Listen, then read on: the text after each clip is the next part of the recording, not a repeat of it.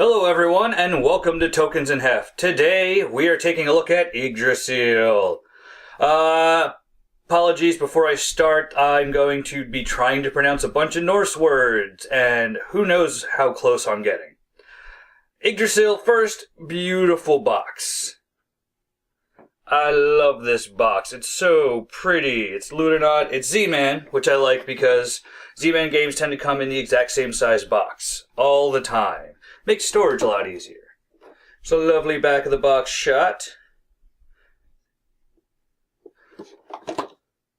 Not a whole lot else to show off, though I do like that they keep the Norse Viking themery going with the game stats. You'll notice you can play this single player, though it's good for learning the game. It's tricky to actually beat. Here's the board. Yggdrasil is a game where, if I'm understanding this correctly, the final battle of Norse mythology is happening. All of these horrible evil forces up here are going to be trying to move their way across to Odin's home to wreck up the place or kill him or what have you. Easier than zooming in, I can show you here on the book who we've got. Nidhogg, Surt, Jormungand, Fenrir, Hel, and Loki. By the way, nice rulebook. It's nice, glossy, it's well illustrated. There's not a whole lot to go over. It's really covered in a couple of pages, and then it goes into other languages. But it's a nice book, and it gets the job done very well. Oh, where to start with this? It seems like a lot. But it's not too bad. You are going to be different various Norse gods. I have this set up for a 4-player game. We're using Freya, Heimdall, Thor, and Odin. Also included with the game is Frey and Tyr. Each of the individual gods has their own special power, which I'll go over a little more after I explain how everything else works. You'll notice I set the game up ahead of time because it's not a lot of setup. It doesn't take long. It's just far easier to do this than to have like a cutaway and everything. Let's go over setup real quick. Actually, before I do that, I'm going to zoom in a little bit and show off the board, because it's so pretty. Up here near the top, on the left, you might see some tokens. That's the world of the elves. To the right is Vanaheim, where the Vanir is. Next is Asgard, where we've got these guys off to the left trying to come in. Then we get to Midgard, which is a nice little islandy thing. Well, it's the world of man and all that. And you've got a series of islands. The farthest right is blocked off. I'll get to that in a sec. Zoom out a little more. And then underneath Yggdrasil, we have the world of fire. I'm forgetting all the names for everything. The kingdom of fire, the world of the dead, and the world of darkness. Other way around. This is the world of darkness, that's the world of the dead. And it's this big, beautiful shot of Yggdrasil, just top to bottom. There's even, hold on a sec. Are you not going to zoom in on him? I believe his name is Ratatask. There's a squirrel that travels up and down Yggdrasil carrying messages, I believe it is. I am not a mythology scholar, so I could be wrong on any number of things. What I'm going from is what more knowledgeable friends have told me and what I've gotten out of the book. Now, setup. First, World of the Elves. You place elves in here, you place the amount, it's the number of players plus 1. So in this case, we have 5 elves. That is the maximum, that is the total amount of elves. There's more in the box, but we don't use them unless we have more players. Then you place Vanir here on his first little spot, and he can move upwards. We'll get to that. Place the 6 guys here. You don't shuffle, but you set up the 18 artifact cards and place them here, which is the Dwarven Forge, and behind this you can see there's a little symbol for that. It's slightly annoying, but it's really not bad. Each of the areas in the board, when they cover what they can do, they reference it with a rune instead of a number, which at first seemed annoying, but really it's not too bad. Just that I always forget that the World of Darkness is down there. Because it has no tokens, it has no things with it at all. Another thing you'll notice is no one has any pieces. Like, none of the gods have individual, play pieces. Let's see, next step. Shuffle up the 16 giants. And place them there in the Ice Fortress. The Valkyries start here on the Rainbow Island. The Black Island here, furthest away, is submerged to start. Put 12 fire giants here in the Kingdom of Fire. Put 5 fire giants, or 5 warriors here or Vikings, in the World of the Dead. Then you set up this deck of 42 cards. This is the standard regular deck of 42 cards. Nothing too crazy.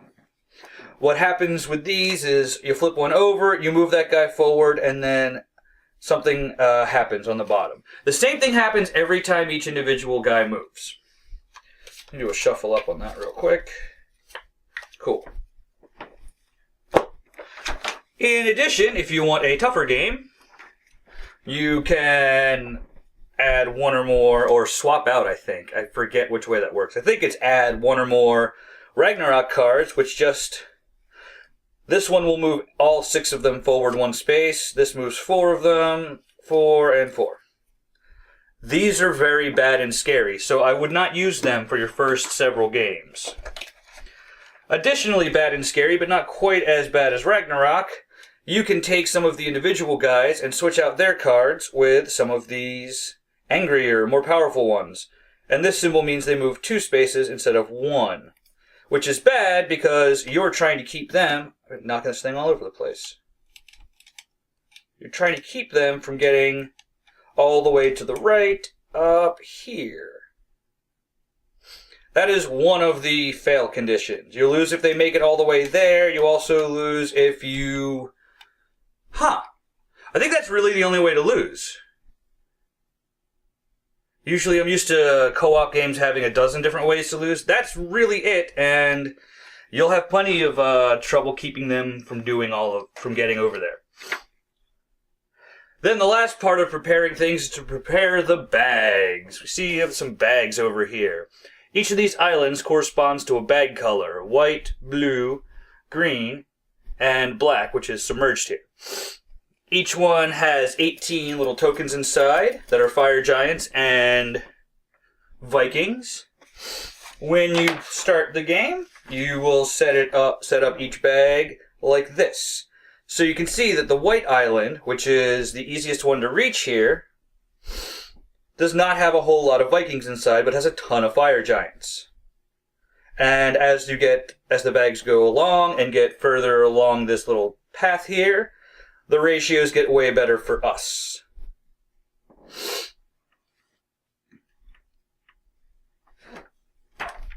That is everything for setup.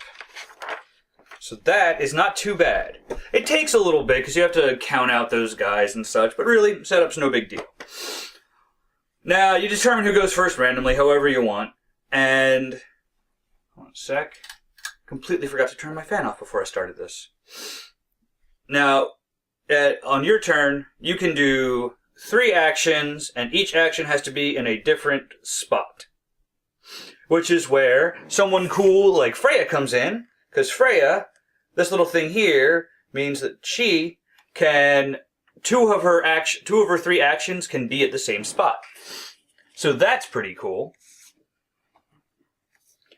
We've got... And similarly, Frey here, his symbol means that he can take 4 actions on his turn.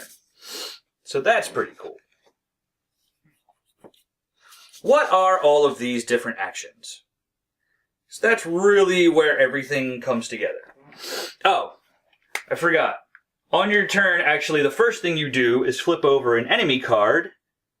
In this case, we got Nidhogg. Now what Nidhogg does is when Nidhogg moves, it takes the furthest back person and moves them forward one. Forward, furthest back bad guy.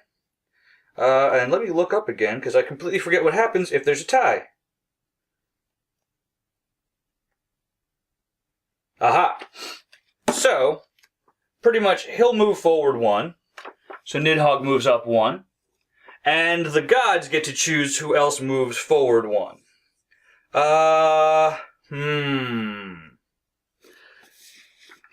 This gets tricky, and we already have decisions before I even start explaining how the game works.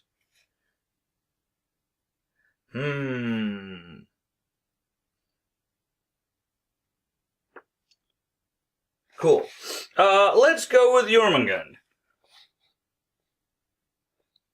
Just since I have to jump ahead to explain why I made that decision. See,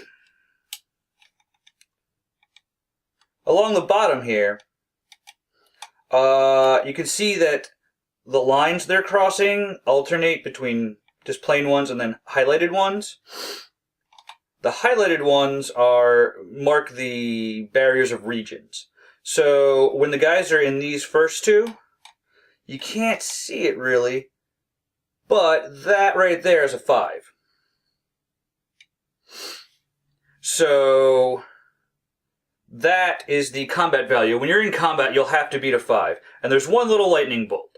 Several guys have several of the your enemies, what their effect does gets stronger as they have more lightning bolts. So as they hit the second set of 2 guys in this last set. Also, they go combat strength 5, 6, and 7. Another thing you'll notice in this track is the 5, 3, and 1 here. That means those are other losing conditions. If 5 of the bad guys get past this line, the moment that 5th one crosses, we lose. 3 people get past this line. The moment the 3rd one crosses, we lose. And if just 1 guy gets past here, we lose. The thing to remember, though, is it's not exactly it's not as soon as they cross over. They'll cross over, and then whoever's turn it is, they have that one turn. If they can knock them back one, either through cards or through combat, then we don't lose. The win-lose conditions are checked at the end of the turn. Now that I've explained that, I'm explaining that I moved, Nidhogg went up. I moved Jormungandr because its ability is not dependent on how powerful how many lightning bolts are at the bottom. So your first thing you do on your turn is flip over one of those cards and deal with its effects. Then you have your 3 actions. Can't double up on any spaces. Here's what they do. You come up to the elves here, you take an elf. When I get to combat, elves will be very important. The Vanir here, he has several different icons.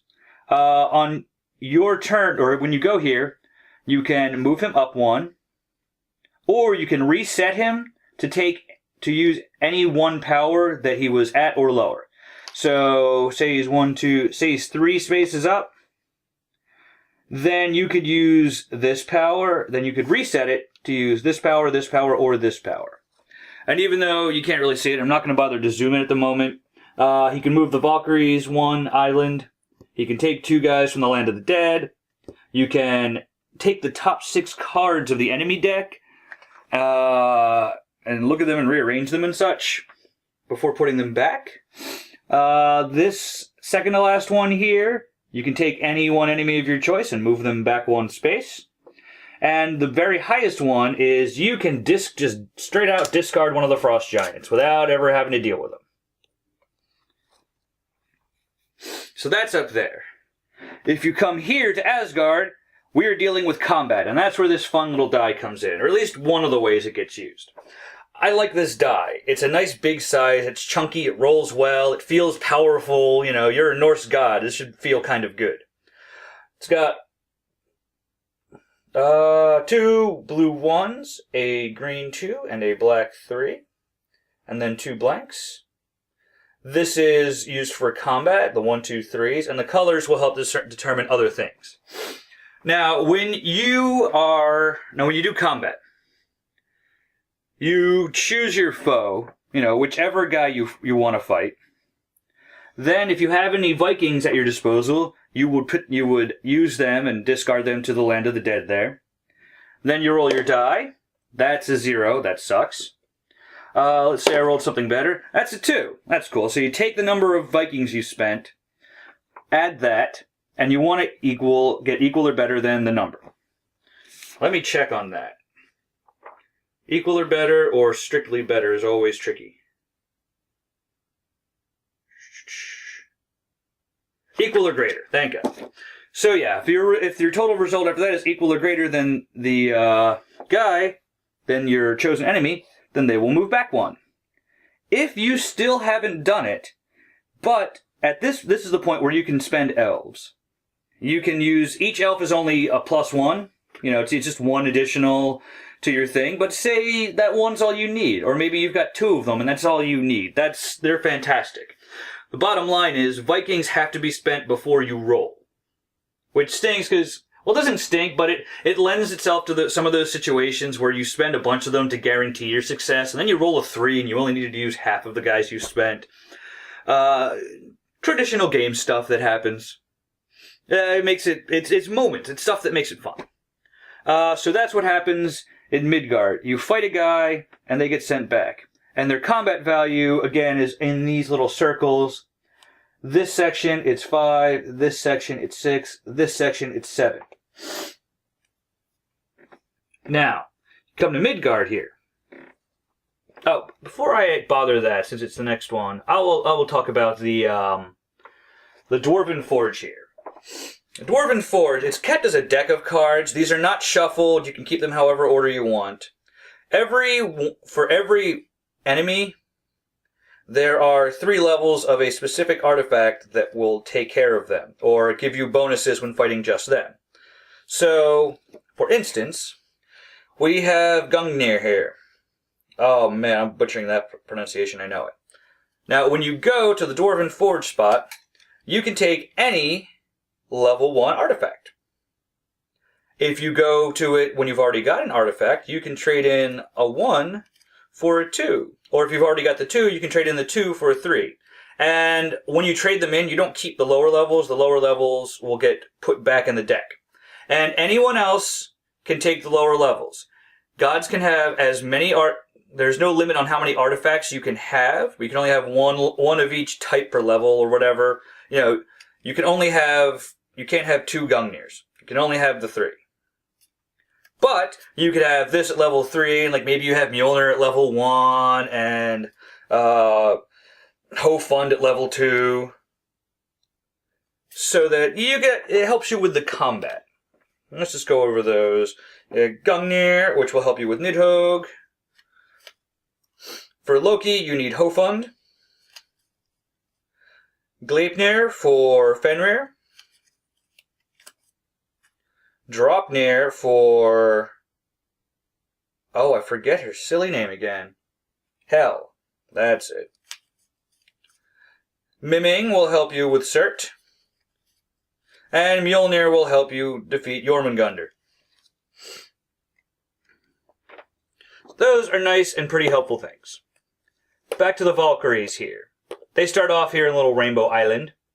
When you come to this space, or you don't come to a space, you don't move pieces. But when you take an action here, you can move this 1 island. And that can be 1 island, say it's out here, or say it's on this, and you're like, that's no good. You can move it back. You can move it 1 island in either direction. And at that point, you can then take, this is the white bag, you can take 3 things out of this bag. How did I do? Ooh, I got 3 Vikings. That's super good. But that's also half the Vikings in the stinking bag. Say I did something that makes a little more sense. Grabbed, hold on a sec, 2 Vikings and a Fire Giant. Well, I would keep the 2 Vikings, and the Fire Giant would go back in the bag. which makes this tougher. It's harder to grab things as you're... Well, I mean, it makes sense. You're throwing the ratios off. But if you'll remember from that chart I showed you at the beginning, this is 6 and 12. This is 9 and 9. This is 12 Vikings and 6 giants.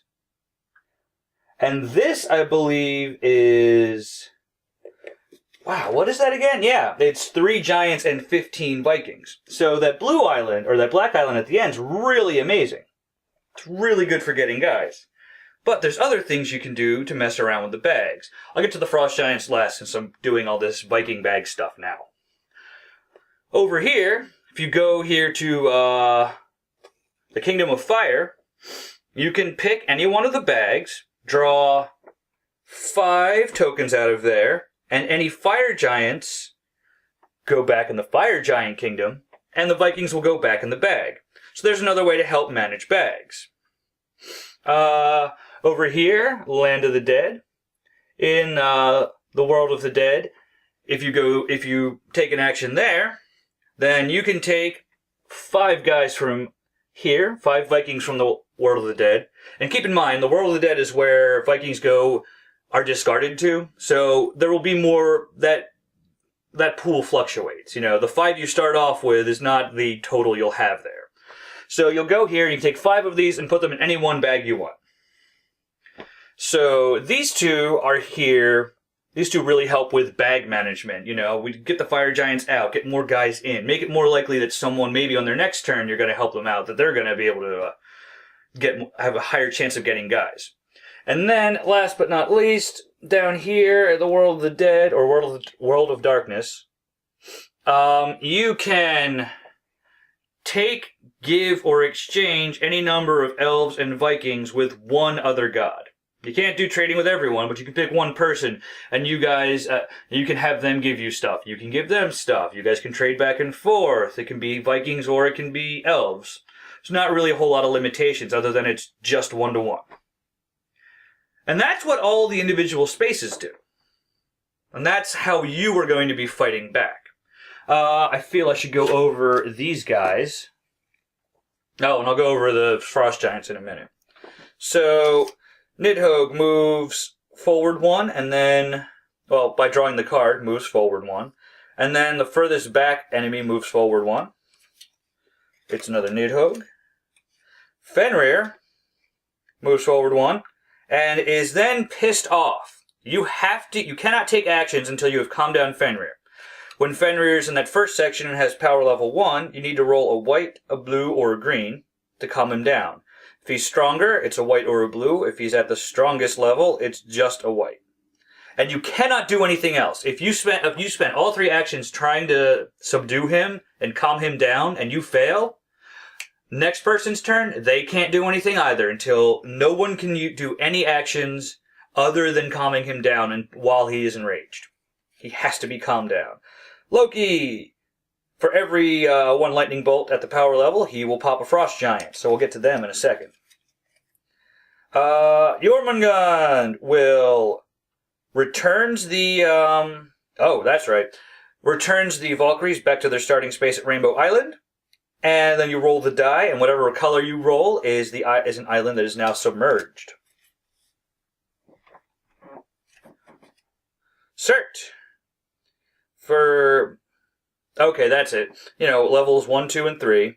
You roll the die, and whatever color you roll, you put that many guys into that bag. So if it's at power level 2 and you rolled a green, you would throw 2 fire giants into the green bag. Fenrir. Hell is always fun. Hell does kind of the opposite effect. Hell, after moving, you roll a die, and whatever bag that is, for every lightning bolt she's at, you will remove a Viking and put them in the Land of the Dead. So, you know, again, at power level 2, if you roll a green, you would take 2 Vikings out.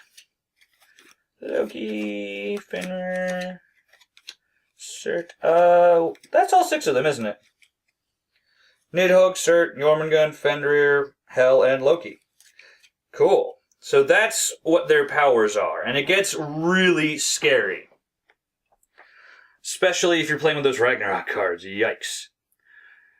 So guys are coming up, especially like, we've had games where like Nidhogg moved, and that moved the furthest thing up, and then that actually ended up screwing us all. I think it was like it moved it over here, so then there were 5 past this point. So Jormungandr took us all out. That's awful. But it happens, and the game is just, it's so pretty and so much fun. Not done yet, though. So I have to do these, and I have to go over the other guys' powers. Frost Giants are dicks. They're awful. So say you pop out a Frost Giant. You'll notice he has this weird thing at the bottom, which we'll go over in a minute. And then he's got this. Well, Frost Giants, when they're active, you kind of just set them out. We usually keep them out there. Where are the Frost Giant effects again? There they are. So this guy's effect...